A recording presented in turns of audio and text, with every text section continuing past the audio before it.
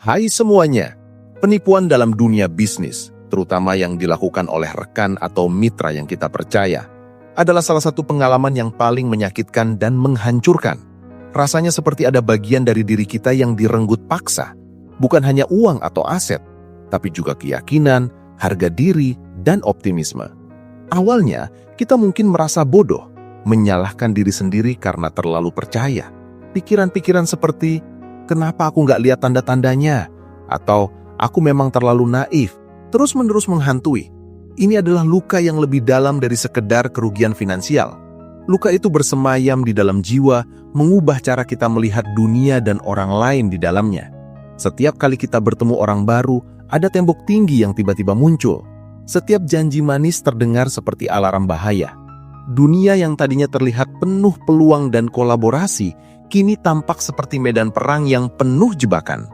Saat kejadian itu menimpa, fase pertama yang kita alami adalah syok dan penolakan. Sulit sekali menerima kenyataan bahwa orang yang selama ini kita anggap sebagai saudara dalam perjuangan bisnis yang sudah berbagi suka dan duka, ternyata tega menusuk dari belakang.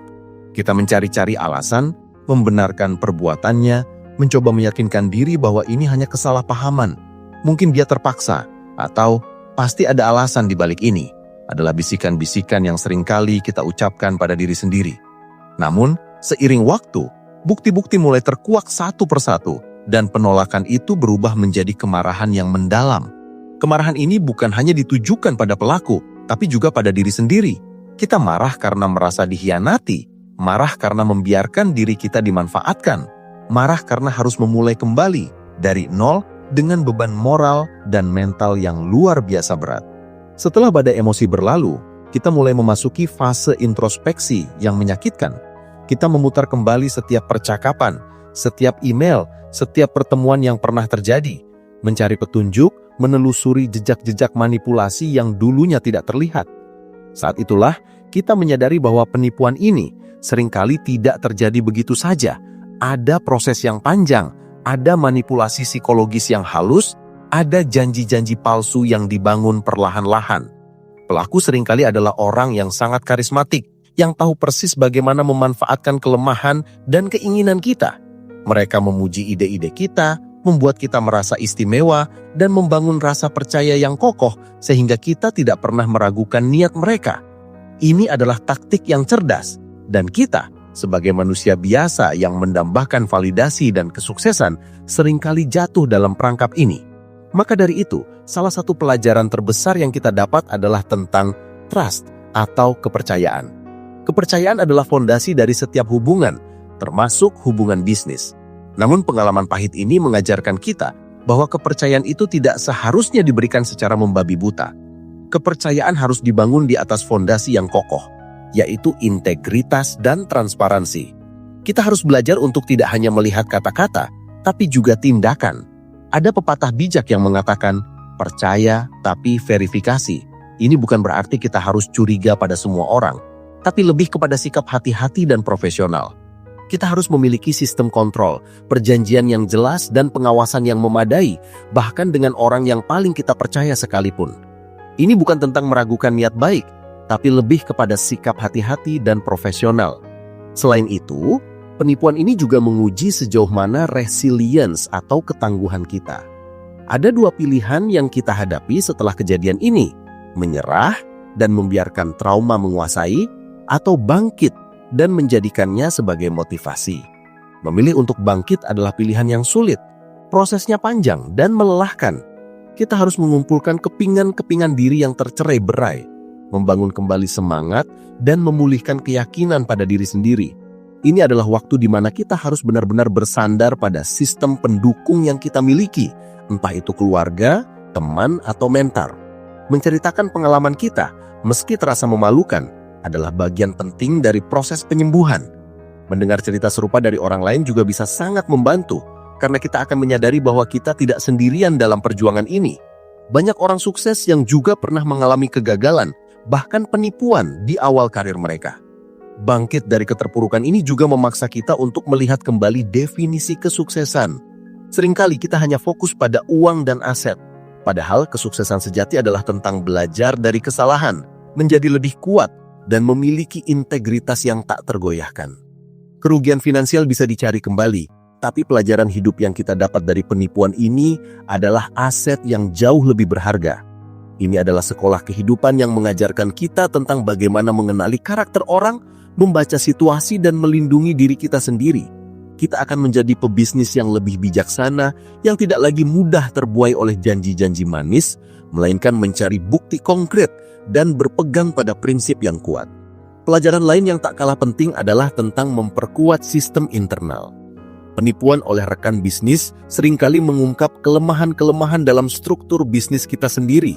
Mungkin kita tidak memiliki perjanjian tertulis yang kuat, atau pembagian tugas yang tidak jelas, atau mungkin kita terlalu mengandalkan satu orang tanpa pengawasan yang memadai. Kejadian ini memaksa kita untuk melakukan audit menyeluruh, bukan hanya dari sisi finansial, tapi juga dari sisi operasional. Kita harus meninjau ulang semua kontrak, prosedur, dan sistem kerja. Ini adalah waktu yang tepat untuk berinvestasi pada nasihat hukum, konsultasi profesional, dan membangun tim yang memiliki beragam keahlian, sehingga tidak ada satu orang pun yang memiliki terlalu banyak kontrol. Pada akhirnya, proses penyembuhan dari penipuan ini adalah perjalanan yang panjang. Tidak ada jalan pintas untuk melupakan rasa sakit dan pengkhianatan. Namun seiring waktu, luka itu akan berangsur sembuh. Bekas lukanya mungkin akan tetap ada, tapi bekas luka itu bukan lagi simbol penderitaan, melainkan pengingat akan kekuatan yang kita miliki. Pengingat bahwa kita mampu melewati badai terberat sekalipun.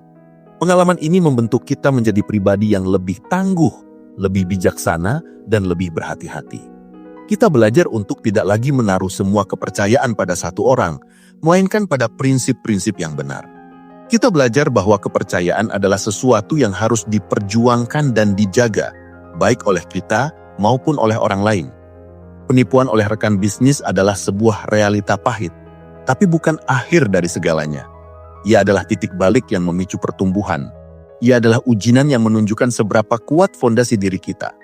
Saat kita bangkit, kita tidak hanya membangun kembali bisnis kita, tapi juga membangun kembali diri kita sendiri. Kita menjadi arsitek dari masa depan kita sendiri yang lebih kokoh, lebih cerdas, dan lebih resilient. Kita belajar untuk membedakan antara orang yang benar-benar peduli dengan kesuksesan bersama dan orang yang hanya mencari keuntungan pribadi. Kita belajar untuk menghargai setiap orang yang masih berada di samping kita, yang memberi dukungan tanpa pamrih. Dan yang terpenting, kita belajar untuk memaafkan, bukan untuk kebaikan pelaku, tapi untuk kebebasan diri kita sendiri dari beban kemarahan dan kebencian. Kita memaafkan agar bisa melangkah maju tanpa bayang-bayang masa lalu yang kelam. Jadi, jika saat ini kamu sedang berada di fase terberat setelah mengalami penipuan oleh rekan bisnis, ketahuilah bahwa perasaanmu valid. Rasa sakit, marah, dan kecewa itu wajar. Beri dirimu waktu untuk merasakan semuanya, tapi jangan berlama-lama di sana. Angkat kepalamu, lihatlah ke depan, dan yakini bahwa kamu lebih kuat dari yang kamu pikirkan. Pelajaran yang kamu dapat hari ini adalah modal berharga untuk kesuksesanmu di masa depan. Ini adalah kesempatan untuk memulai babak baru dengan wisdom yang lebih dalam dan hati yang lebih kuat. Ini adalah tentang mengubah trauma menjadi kekuatan dan kerugian menjadi kemenangan. Resilience bukan tentang tidak pernah jatuh, tapi tentang seberapa cepat kita mampu bangkit kembali setelah jatuh. Dan kamu yang sudah melewati badai ini adalah bukti nyata dari ketangguhan itu. Jadi, tetap semangat dan percayalah pada dirimu sendiri bahwa kamu bisa lewati ini semua. Kamu lebih hebat dari yang kamu bayangkan.